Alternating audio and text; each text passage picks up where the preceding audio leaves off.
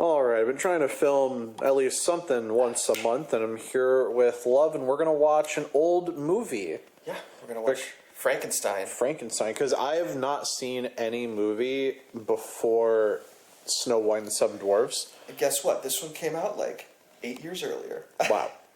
Cool. So I'm excited. I haven't seen a lot of old movies, and I would like to get an appreciation for them. So let's see how it is. I hope I like it. I don't know when Snow White came out. It might not be 8 It's years. 37. Snow White? Yeah. So this is 31, so 6 years. 6 years. Yeah, 6 All right. years. Very cool. Let's do it. All right. Well, we just finished the movie, and what did you think? I've seen it before. I haven't seen it in a few years, though, so I didn't realize when I had watched it years ago that there was no musical score. I mean, obviously, at the beginning and at the end. Yeah, there's a beginning musical score and end credits score. Yeah, and I was looking it up while we were watching the movie. This came out in 1931, like we were saying before. It was really hard to mix sound effects, dialogue, and music at the same time in these movies. So they were just like, fuck it, no music. Yeah. You know?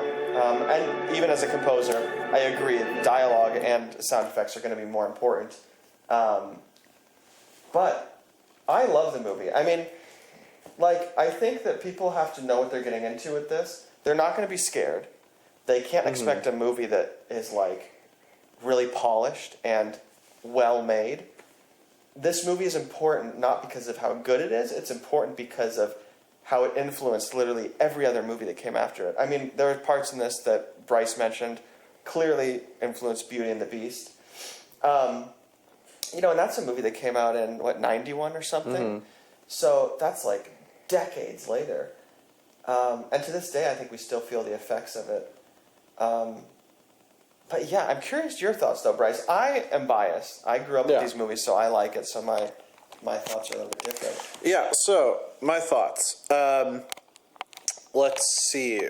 For a product of its time, I think it's actually very good. I thought it almost felt like it was a commentary a little bit on what it's like to be someone that is mentally disabled, and like how children treat them like innocently, and then it put children in danger and other people in danger as well. And some parts I thought that the Frankenstein's monster was trying to like protect people and then be innocent, and then other times he just like straight up murdered them.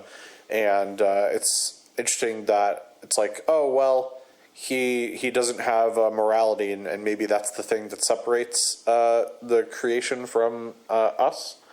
I think it's supposed. The book. I've read the book also. The book is very different from the movie. I was telling Bryce before we started watching it. The book is a lot more philosophical than the movie. It's been a long time since I read the book. I was 8 when I read the book, it's a pretty intense book to read as an 8-year-old. But this movie is definitely trying to be more of a spectacle, and a lot of the richness of the ethics of the book or of the morality of the book, it's really watered down for the movie. The movie is not focused on that. I think the movie takes one aspect of the book and just runs with it so it could put its focus and energy towards the spectacle, and that one aspect is the moral grayness of the character. I think people are supposed to walk out of the movie thinking, was he good or was he bad? You know, it's definitely... Does that make sense? It's like exactly. So, I think the questions that you're bringing up right now, or the points that you're bringing up right now, are exactly what they wanted people to think. And I actually think it's pretty impressive that, you know, God, what has it been, like 95 years since this movie came out? 95 years later, and it still has the same effect on us in that way, where we sit here thinking, was the monster good, was the monster bad? What are your thoughts on that? I mean, it seems like this movie stands the test of time not only because it's influential, but, you know, from my perspective at least, it seems like it's still doing the thing that it set out to do, you know, which is make you think, is he good or is he bad? Yeah, I think that it's not supposed to be clear on purpose. And, yeah, there are a lot of very interesting editing decisions. Just some parts were, like, chopped up and some parts were sped up. There was a moment where Frankenstein's monster threw Frankenstein over the balcony of the windmill, and they used this like transparent effect that they probably used mirrors to achieve, because he was only like halfway there, and then maybe they must have like brightened the picture or something. Yeah, lots of interesting editing tricks. But overall, I would give the movie a 9 out of 10. I would agree. I think 9 out of 10 is appropriate. I think when rating movies like this, you have to take into consideration the time in which it was created. Absolutely. And what it was doing at the time. You can't listen to, the Bach harpsichord concerto in D minor and say, Bach wasn't really thinking so much about like how this would be recorded, and we have to take into consideration the fact that it's recorded. It's like, no. For the time that it was created, for what it did and how it influenced things, like 9 out of 10, 10 out of 10. And I think that a lot of modern audiences would benefit actually from watching these old movies and trying to, adopt that perspective. I think with a lot of old art, actually, I'll use probably a better analogy. You can't look at a painting and go, God, this is boring. Nothing's moving. Mm-hmm. So definitely the special effects were revolutionary for the time. I mean, some of the stuff now we look at, like Bryce and I were discussing a moment when, like, God, I don't know exactly even what to call it, but it was like a giant plank of wood fell on Frankenstein's, like, the back of his neck.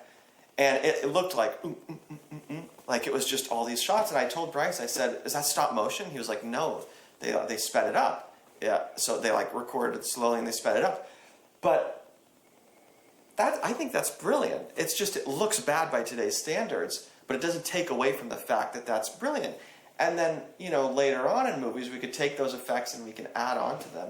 So it really makes me wonder, how the hell did they come up with all this shit? Mm-hmm. And I think that that's really part of the magic of it all.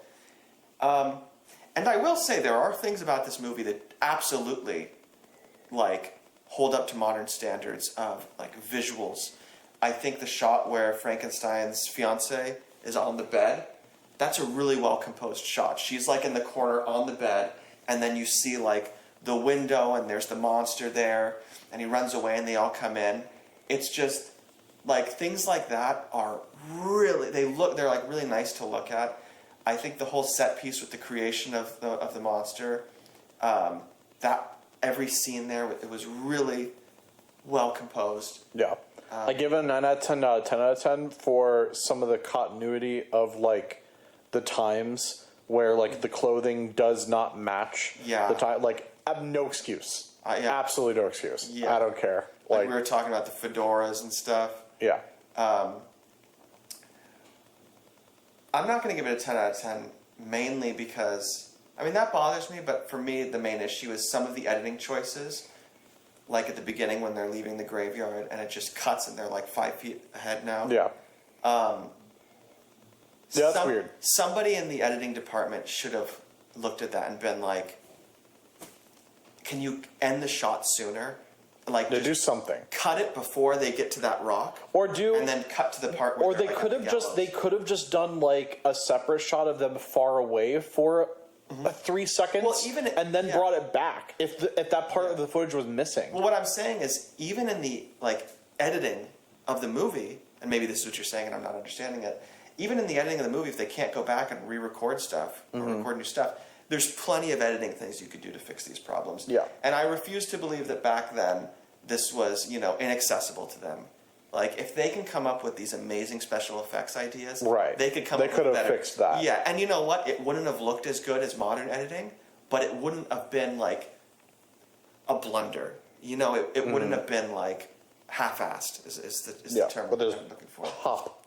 Yeah. Jump forward. Yeah, and there were a couple moments like that. I counted 3, But the ending set piece with the windmill on fire looked really good. Yeah. That looked really impressive. Spoiler alert, in case you haven't seen this 95-year-old movie, I like when they throw Frankenstein off the windmill, or when the monster does. Just that looked cool. Like, I know it was just like a doll that they threw off, the windmill, but I think it looked convincing. Like, to be completely honest. So, yeah, it's just great movie, super influential. I think this is one of those movies that, like, if you're going to study cinema, you have to at least watch this one. Yeah, I'm glad I watched it. Thank you for showing me. Of course, yeah. Yay. All right, we'll watch some more movies another time. Yay. Here's our weird cut. We're going to do the Frankenstein thing and cut this weird. I don't like how they pronounce some of the German stuff. Oh, like yeah. They Goldstadt. fucked it up. And they're like, Goldstad, you know? And I'm not going to be super anal about this, but Frankenstein is technically Frankenstein. Frankenstein. But yeah. Or the Burgermeister, they're like, the Burgermaster. Yeah. Like, things like that are kind of funny. And I know my German pronunciation isn't very good either. But, you know, at least come on, put some effort in. Like the ST, you know? Yeah. So, There you go. Yay.